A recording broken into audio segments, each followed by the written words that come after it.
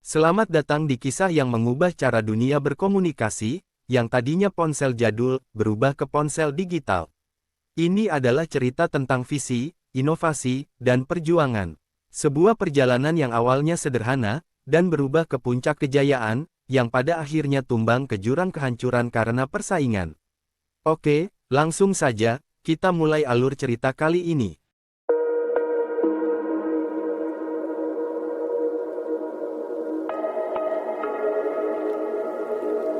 Pria ini namanya Mike Lazaridis, supaya lebih mudah, kita panggil saja Mike. Mike bersama Duff Fregin, supaya lebih mudah kita panggil saja Duff. Mereka sedang berada di ruang tunggu untuk menemui calon investor. Di ruangan tersebut, terlihat Mike yang terganggu dengan bunyi desis dari alat buatan Cina. Mike berniatan memperbaiki alat tersebut. Duff mengingatkan Mike, 2 menit lagi rapat dengan calon investor akan dimulai, apakah kamu serius akan memperbaikinya sekarang Mike? Mike tidak menggubris Duff, dia tetap lanjut memperbaiki alat tersebut. Alhamdulillah, Mike berhasil memperbaiki alat tersebut, tepat sebelum calon investor tersebut datang. Setelah itu, terlihat Jim Balselli, supaya lebih mudah, kita panggil saja Jim. Dia adalah calon investor yang ditunggu Mike dan Duff, sudah berada di ruangan tersebut. Di ruangan, terlihat Mike dan Duff menjelaskan produk yang akan dibuat oleh perusahaannya. Produk tersebut akan mengubah dunia komunikasi manual, menjadi dunia komunikasi digital. Produk tersebut akan menggabungkan telepon, email, pagar, dan internet, dalam satu produk, bernama Pocket Link. Setelah presentasi Mike selesai, Jim memberikan komentar, Mike kamu salah tempat, perusahaan ini bergerak di manufaktur komersial, dan kalian butuh nama produk yang lebih bagus lagi. Jim lalu pergi ke ruangan sebelah, untuk presentasi dengan para petinggi perusahaan tempatnya bekerja. Di ruangan presentasi, Jim membahas tentang pajak, bagaimana perusahaan tempatnya bekerja mengakali pajak. Terlihat bosnya terdiam, dan tidak menyukai presentasi Jim. Terlihat di luar ruangan, Mike dan Duff sedang mengamati cara Jim presentasi. Sebagai informasi, Mike, Duff, merupakan pendiri perusahaan Research in Motion. Research in Motion merupakan perusahaan yang nantinya akan memproduksi BlackBerry. Oke, kembali lagi ke ceritanya. Malam harinya, terlihat Jim yang sedang termenung di ruang kerjanya. Dia dipecat oleh bosnya, karena bosnya tidak senang dengan tingkah Jim, yang tadi siang membahas cara perusahaannya mengakali pajak. Saat termenung itu, Jim melihat poster Pocket Link, poster milik Mike yang tadi siang tertinggal di ruangan Jim. Jim pun mulai tertarik dengan ide produk tersebut. Pagi harinya, Jim mendatangi Research in Motion untuk mendiskusikan tentang pertemuan sebelumnya. Mike, Duff, dan Jim melanjutkan diskusi di kafe sekitar perusahaan. Jim menawarkan uang $20.000 untuk mereka berdua, jika Jim ditunjuk sebagai co-CEO di perusahaan Research in Motion. Jim menjelaskan, presentasi yang dilakukan Mike sebelumnya, merupakan presentasi terburuk yang pernah Jim lihat. Perusahaan Research in Motion, membutuhkan Jim untuk mempromosikan produknya. Duff, lalu berkata, Research in Motion telah melakukan kesepakatan dengan US Robotics senilai $1,6 juta untuk pembelian modem buatan Research in Motion. Jim lalu bertanya pada Duff, berapa keuntungan yang didapat dari kesepakatan tersebut? Mike lalu menjawab pertanyaan tersebut, tidak ada keuntungan, karena sampel yang kami kirim jauh-jauh hari, tapi sampai sekarang belum ada respon dari mereka. Jim lalu memberikan tanggapan terhadap penjelasan yang Mike berikan, kalian telah ditipu, mereka hanya ingin menghancurkan perusahaanmu, jadikan aku CEO di perusahaanmu, maka akan kujual modem-modem itu. Mike lalu memberi tanggapan, maaf, aku tidak bisa menjadikanmu CEO. Mendengar tanggapan Mike barusan, Jim cuman bisa diam dan istighfar. Lalu Jim meninggalkan kafe tersebut. Mike penasaran dengan ucapan Jim saat di kafe. Lalu Mike menelpon US Robotics, dia menelponnya untuk menagih sebagian uang pembayaran pembelian modem. Bukan hal baik yang didengar Mike, US Robotics malah membatalkan secara sepihak kesepakatan pembelian modem. Mike telah ditipu. Hal ini sama persis seperti yang diucapkan Jim. Kemudian, Mike menelpon Jim, karena Mike berpikiran, untuk menghadapi penipu, maka dia harus mempunyai tenaga ahli untuk mengurus hal tersebut. Dia menawarkan kepada Jim, jika Jim ingin menjadi co-CEO, maka Jim harus membayar $125.000. Dan jawaban Jim adalah, tentu saja, saya mau bro. Esok paginya, Jim terlihat mendatangi kantor Research in Motion. Jim kaget, dengan tumpukan modem yang ada di gudang, Jim lalu bertanya, apa-apaan ini? Mike lalu menjelaskan, modem-modem ini pesanan US Robotics, tapi US Robotics memutuskan secara sepihak kesepakatan kerjasama. Mendengar hal tersebut, lalu Jim menghubungi US Robotics, mari hentikan omong kosong ini. $1,6 juta untuk pesanan modemmu, atau jika tidak mau bayar, aku akan menjual ke perusahaan sainganmu, bahkan lebih murah. Lalu US Robotics menjawab, oke, bagaimana kalau begini, kami akan membeli modem-modemmu, jika kau memberikan hak paten, ponsel milik Mike. Lalu Jim bertanya, ponsel apa? Lalu US Robotics menjawab, hentikan omong kosong ini Jim. Lalu Jim menghubungi calon investor, Jim, menawarkan kerjasama untuk memproduksi, dan memasarkan Pocket Link. Ide ponsel milik Jim menjawab, oke, tentu saja bro.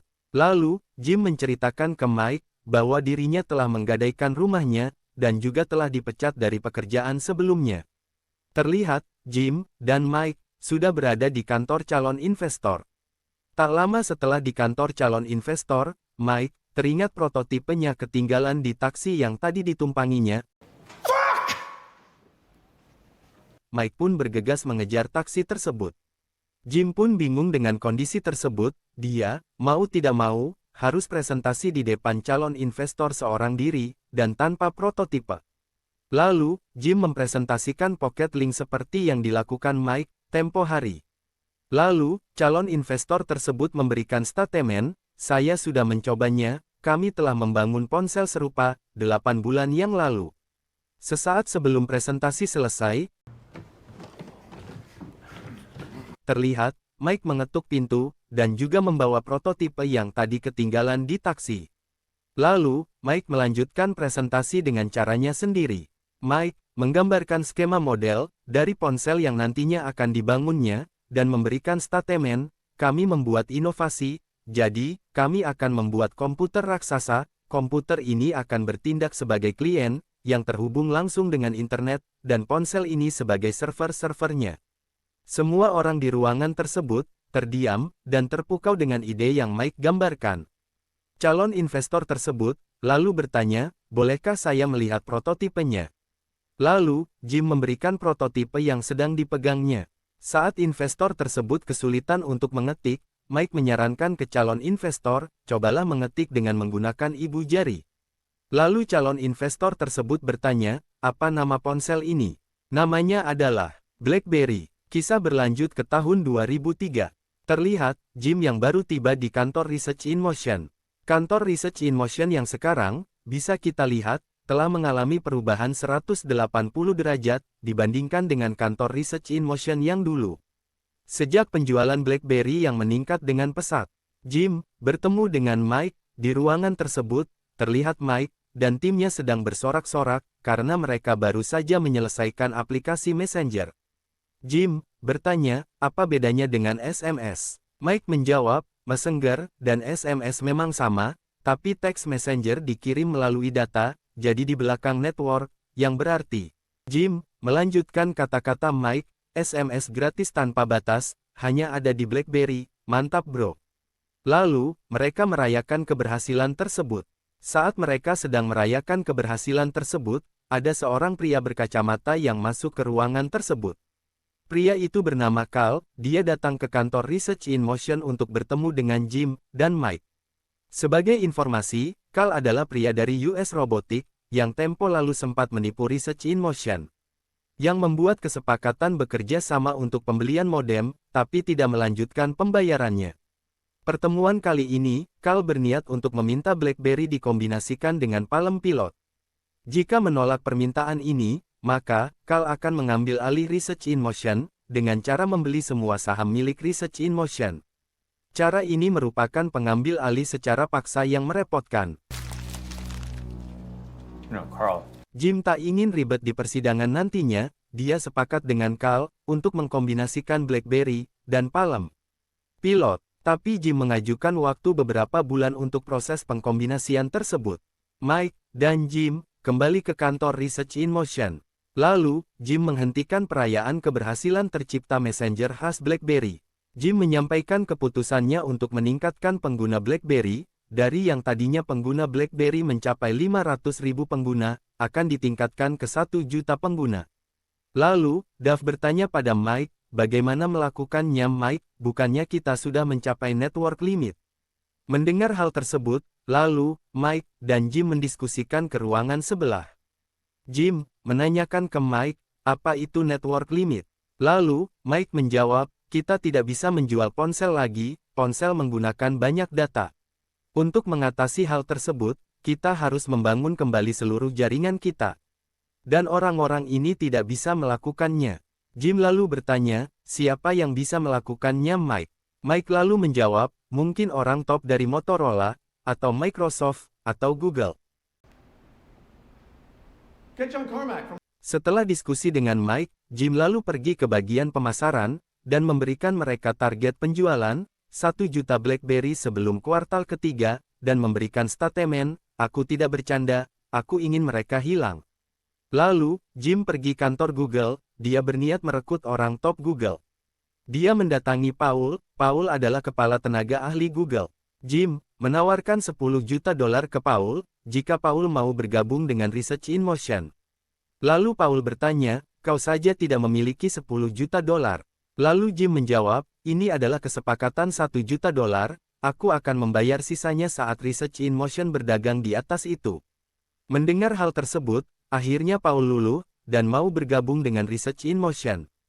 Lalu, terlihat Paul yang sudah berada di kantor Research in Motion, dan dia bertemu dengan Mike, lalu memperkenalkan diri. Perkenalkan nama saya Paul, saya baru saja dipekerjakan di sini, sebelumnya saya bekerja di Google sebagai kepala engineering. Semua karyawan hanya terdiam, dan kaget. Terlihat, bagian marketing sedang menerapkan strategi baru, untuk meningkatkan penjualan BlackBerry sesuai target yang diinginkan Jim.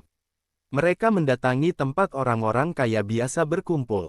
Di sana mereka bergaya, dan memamerkan BlackBerry, layaknya superstar sungguhan. Hal ini, ternyata ampuh untuk mendongkrak penjualan BlackBerry dengan pesat. Di lain sisi, dengan meningkatnya penjualan BlackBerry, hal ini berdampak ke sistem jaringan error karena sudah melebihi network limit yang melebihi batas. Komplain dari berbagai pihak pun terjadi, pihak engineering kelabakan dengan kondisi ini. Terlihat juga, Jim, yang sedang menelpon Mike. Jim marah dengan Mike karena jaringan error ini. Padahal Jim telah mendatangkan tenaga ahli dari Google, tapi, Mike belum memaksimalkannya untuk mencari solusi dari network limit. Setelah itu, terlihat Jim, yang kemudian mendatangi kantor Motorola. Tenaga ahli tersebut bernama Eugene. Jim kemudian menawarkan 10 juta dolar kepada Eugene.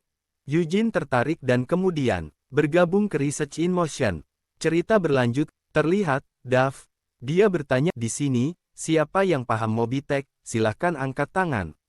Terlihat, cuman 2 orang yang angkat tangan, mereka adalah Paul dan Eugene. Lalu, Mike, Paul, dan Eugene berdiskusi di sebuah cafe limit tersebut. Dia menemukan cara untuk mengecilkan pemakaian data yang digunakan BlackBerry. Dia mencatat ide tersebut pada kertas yang dibawanya. Lalu, Mike meninggalkan Paul dan Eugene, dia bergegas kembali ke kantor Research in Motion. Saat tiba di kantor, Mike kaget dan kecewa melihat rekan-rekannya yang sedang santai-santai, sedangkan dia sibuk mencari solusi untuk mengatasi masalah yang sedang dihadapi BlackBerry. Lalu, Mike menemui Purdy. Purdy adalah bekas karyawan Motorola, yang juga direkrut oleh Jim. Mike meminta Purdy untuk membantunya menertibkan karyawan. Terlihat Purdy, dia kemudian memberikan kertas dari Mike ke salah satu karyawan. Purdy memberi ketegasan dan peringatan kepada semua karyawan, untuk tertib, dan sesuai standar yang diinginkannya. Jika tidak tertib, atau tidak sesuai dengan standar yang diinginkannya, maka karyawan tersebut akan dipecat. Terlihat, Jim rapat dengan para investor tersebut berniat memutuskan hubungan kerjasama dengan Research in Motion. Tapi, Jim menolak ide tersebut. Dia mengatakan timnya sudah menemukan strategi untuk mengatasi masalah yang sedang dihadapi BlackBerry. Tak lama setelah ide Mike diterapkan, alhamdulillah, masalah network limit yang dihadapi BlackBerry bisa diatasi. Hal ini membuat nilai saham BlackBerry naik dengan pesat. Terlihat juga Mike yang sedang rapat dengan para investor. Salah satu investor bertanya, lanjut ke tahun 2007. Di tahun ini, BlackBerry menghadapi halangan, rintangan, dan persaingan dengan iPhone. Terlihat, Mike yang sedang rapat bulanan dengan para petinggi perusahaan. Di ruangan tersebut, mereka membahas pertumbuhan dan kemajuan BlackBerry. Di situ, terlihat Purdy yang mengusulkan untuk bekerja sama dengan China untuk menunjang produksi BlackBerry. Tapi, Mike menolaknya karena produk buatan China kualitas yang jelek. Di saat rapat tersebut, terlihat Duff yang mengetuk pintu. Dia ingin memberitahu suatu hal penting kepada Mike. Terlihat karyawan Research in Motion yang sedang menonton peluncuran produk terbaru Apple. Produk tersebut bernama iPhone, produk yang akan menjadi saingan dan tantangan terbaru yang akan dihadapi BlackBerry. Setelah peluncuran iPhone, terlihat Duff yang sedang ditelepon oleh pengawas saham. Pengawas tersebut menanyakan apakah Duff terlibat rekrutmen Paul. Duff menjawab pertanyaan tersebut, tidak. Mungkin Anda salah menelpon orang. Tapi pengawas saham tersebut menanyakan, apakah ini Duff Regin, karena saya telah memasukkan nama Anda ke dalam salah satu pendiri Research in Motion. Mendengar hal tersebut, Duff tersenyum lebar. Beberapa hari setelah peluncuran iPhone, terlihat Mike dan Duff yang sedang rapat dengan investor. Investor tersebut menanyakan, apakah hanya ini produk BlackBerry terbaru untuk melawan iPhone? Merasa buntu dengan pertanyaan tersebut, Mike mengarang cerita, dia sedang mengerjakan proyek rahasia BlackBerry dengan layar yang serupa dengan iPhone. Saat Mike sedang sibuk dengan rapat investor, terlihat di tempat lain, Jim malah sedang sibuk ingin membeli klub hoki impiannya sejak dulu. Setelah rapat dengan investor, Mike mengumpulkan karyawannya, dia membahas prototipe terbaru, dia menginginkan dan menginstruksikan BlackBerry juga menerapkan layar yang serupa dengan iPhone. Saat memberikan instruksi tersebut, sebenarnya, Mike sangat jengkel karena pada akhirnya, BlackBerry mau tidak mau harus meniru Apple. Lalu, karena melihat Mike yang terlalu emosi, Purdy meminta Mike untuk berdiskusi dengannya di ruang sebelah.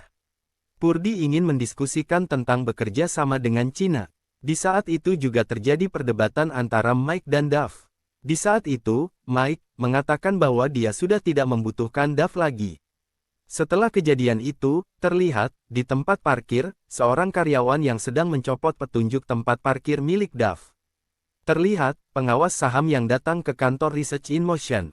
Mereka mendatangi Research in Motion karena merasa ada yang tidak beres dengan Research in Motion. Mereka menemui Mike dan menginterogasinya terkait rekrutmen Paul dan Eugene tempo hari. Are you hiding something? Dengan kontrak pemberian saham senilai uang jutaan dolar, yang bahkan uang tersebut tidak dimiliki oleh Research in Motion. Dengan kata lain hal ini sebuah penipuan. Apakah kau tahu hal itu Mike? Kau itu CEO di sini. Mike pun cuman bisa terdiam sejenak. Lalu Mike menjawab, saya co-CEO.